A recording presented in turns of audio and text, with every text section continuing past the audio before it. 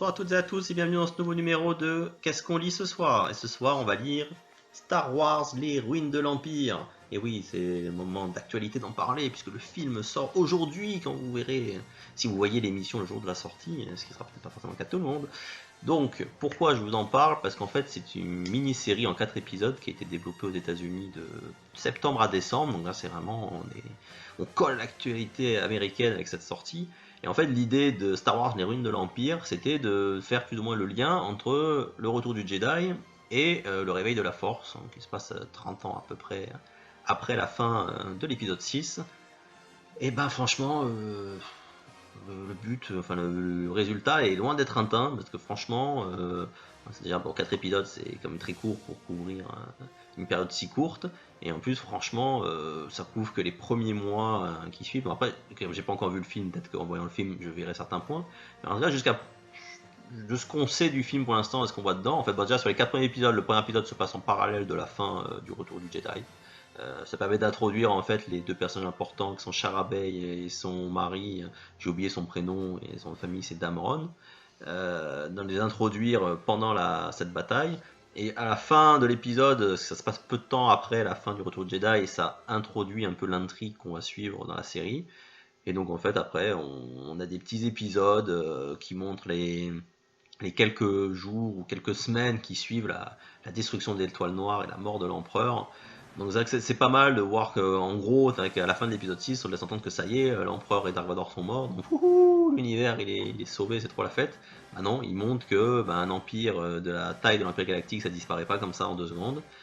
Il y a ceux qui d'abord croient que l'annonce de la mort de l'empereur c'est de la propagande des rebelles, ce qui est logique. Après, il y a ceux qui y croient, mais qui ça ne les empêche pas de continuer à faire ce qu'ils ont à faire, hein, qui sont dans l'Empire et pas ailleurs. Euh, donc c'est vrai que c'est un peu intéressant de voir cette approche-là, qui je pense du coup sera beaucoup plus développé dans les nouveaux épisodes de la trilogie. Et puis voilà, en fait, surtout comme je disais, le couple qui est introduit comme héros, le seul intérêt qu'ils ont, c'est que c'est les parents d'un des personnages qui apparaît dans le nouveau personnage qui apparaît dans le nouveau film, qui est Poe Dameron, qui est d'ailleurs évoqué dans la BD sans apparaître une seule fois. Et il y a peut-être un élément dans le tout dernier épisode, il y a Luke qui part en mission avec Charabey pour récupérer un objet qui est retenu dans un laboratoire secret de l'Empire. Je vous dis pas ce que c'est, mais vu comment ça se termine, je pense qu'on peut légitimement penser que c'est un élément qu'on retrouvera dans la nouvelle trilogie. Maintenant, à quel niveau, quel rôle ça va jouer précisément, je ne sais pas.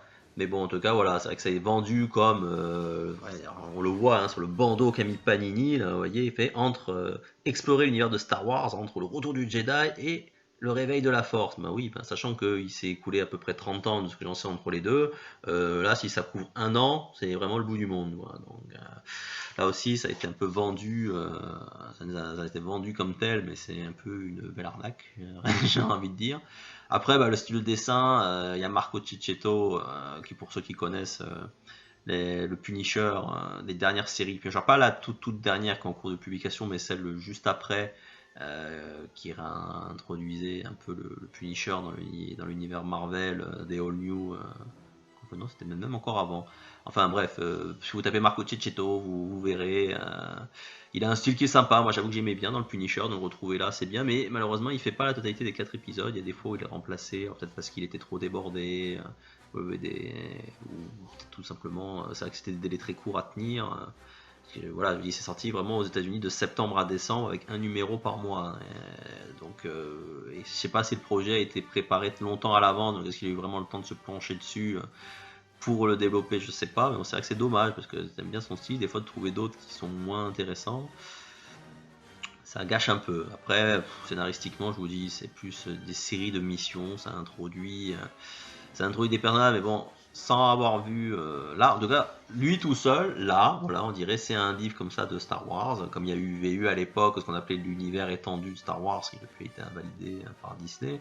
L'univers étendu, voilà, il y avait des histoires, des petites histoires, bon, ça pouvait être intéressant, c'était des histoires comme ça. On ne savait pas vraiment. Là, c'est vraiment un truc officiel, sorti vraiment par Disney en grand pompe. Oh, oh, regardez, ça vous raconte ce qui se passe, mais c'est de l'arnaque. C'est pas le cas.